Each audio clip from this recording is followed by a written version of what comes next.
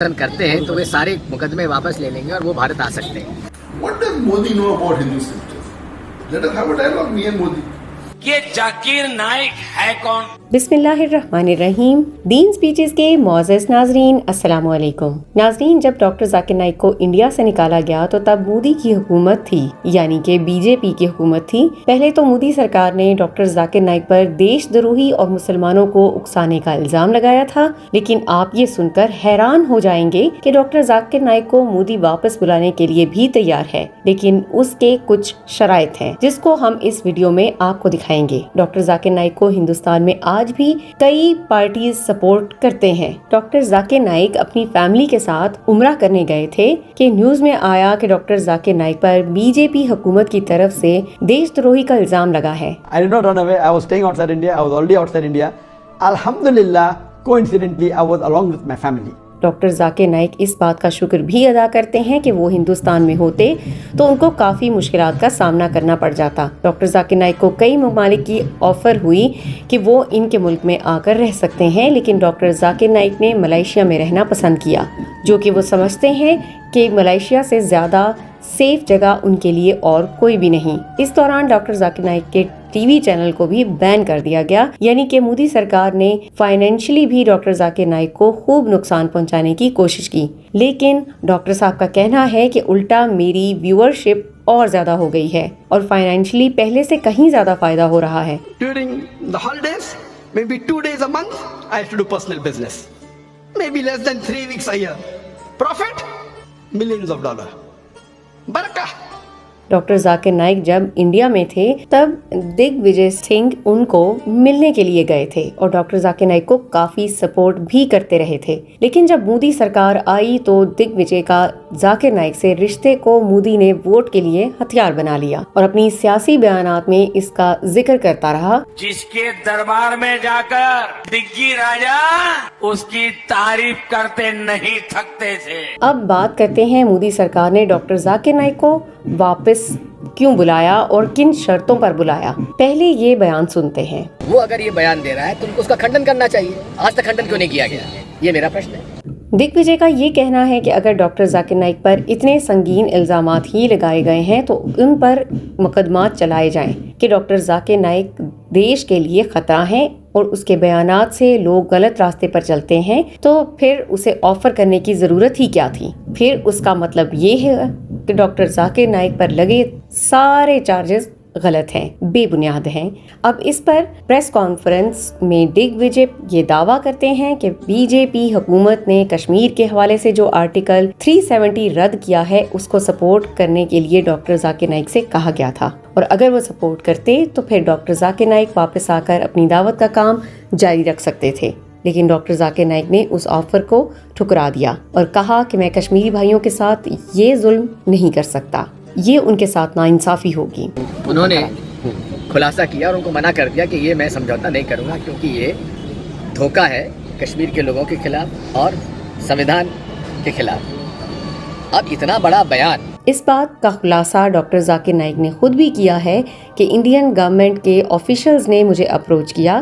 ان کا کہنا تھا کہ پی ایم اور ہوم منسٹر کے ڈائریکٹ انسٹرکشنز ہیں کہ آپ کے ساتھ ملاقات کی جائے اور جتنی بھی غلط فہمیاں ہیں ان کو دور کیا جائے، اور ہم یہ کوششیں کریں گے کہ آپ کی حفاظت سے انڈیا میں واپسی ہو. And under the direct instructions of the Prime Minister of India, Narendra Modi, and the Home Minister of India, Amit Shah, that he wanted to remove the misconceptions and the miscommunications that is there between myself and the Indian government, and he wants to provide me a safe passage to India. اب doctor Zakir Naik کہتا ہے کہ میں سوچ میں پڑ گیا کہ کل تک تو مودی میرا شکار کرنا چاہ رہا تھا. اپنے سیاسی بیانات میں کئی بار مجھے مخاطب کیا کہ میں بہت ہی برا انسان ہوں، تو پھر اچانک وہی حکومت میرے بھلے کے لیے کیسے سوچ سکتی ہے؟ دال میں ضرور کچھ کالا ہے.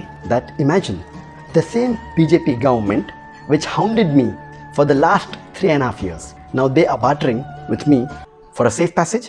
It's too straight to be true. مزید ڈاکٹر ذاکر نائک یہ دعویٰ کرتے ہیں کہ مودی سرکار نے مجھے یہ بھی کہا کہ جتنے بھی مسلم ممالک ہیں ان کے ساتھ اچھے تعلقات رکھنے کے لیے ہم آپ کا کنیکشن بھی استعمال کریں گے. تو میں نے جواباً کہا کہ جب تک تم لوگ قرآن اور سنت کے خلاف کوئی بات نہیں کرو گے تو میں تعاون کے لیے تیار ہوں، لیکن یاد رہے کہ میں اپنا کوئی فائدہ نہیں کروں گا. اگر امت مسلمہ کا اس میں فائدہ ہے تو میں پورا تعاون کرنے کے لیے تیار ہوں اور اس کی خاطر آپ سے کوئی بھی ڈیل کر لوں گا. To better the relationship between India and the other Muslim countries.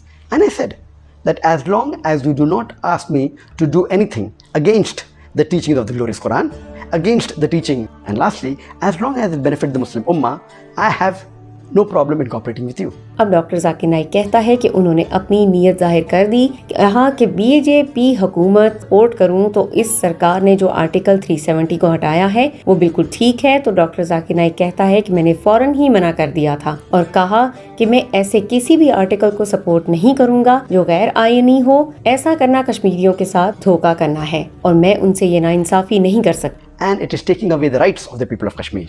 I cannot support an act of injustice, and neither can I betray the people of Kashmir.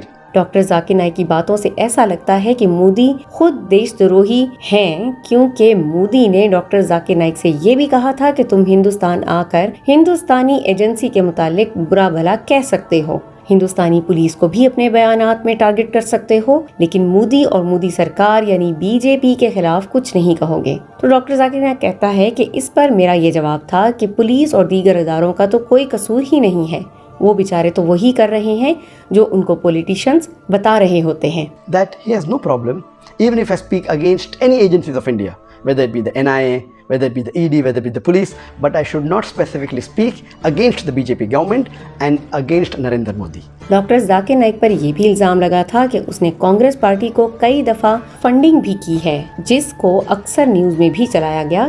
یہ تب کی بات ہے جب ڈاکٹر ذاکر نائک ہندوستان میں تھا. پھر جب وہ جلا وطن ہوئے تو اس فنڈنگ کے بیانیے کو بھی بی جے پی نے ہتھیار بنا کر خوب پیش کیا، جس کا کانگریس پارٹی پر دباؤ بڑھ گیا اور آئی ایف کو پیسے واپس بھیج دیے گئے. بی جے پی نے کہا ہے کہ راجیو گاندھی چیریٹیبل ٹرسٹ کو ذاکر نائک کے این جی او سے جو 50 لاکھ کا چندہ ملا وہ اس کی دیش ویرودھی حرکتوں پر پردہ ڈالنے کی گھوس تھی. دنیا میں یہ پہلے مذہبی سکالر تھا جو اتنا مشہور ہوا، اس کی کافی فین فالوئنگ بنی. ہندوستان میں روز کوئی نہ کوئی مسلمان ہو رہا تھا. جب اس کے بڑے بڑے تقاریب پر بی جے پی کی نظر پڑی تو ان کو یہ ڈر محسوس ہوا کہ اس طرح ایک دن ہندوستان میں مسلمانوں کی تعداد کئی زیادہ ہو جائے گی، جو کہ بی جے پی کا ایجنڈا نہیں تھا. تو نہ صرف ڈاکٹر ذاکر نائک کو بین کیا گیا بلکہ ان کے چینل پر بھی بین لگا دیا گیا تاکہ آئندہ کوئی بھی ڈاکٹر ذاکر نائک کا مذہبی بیان نہ سن سکے.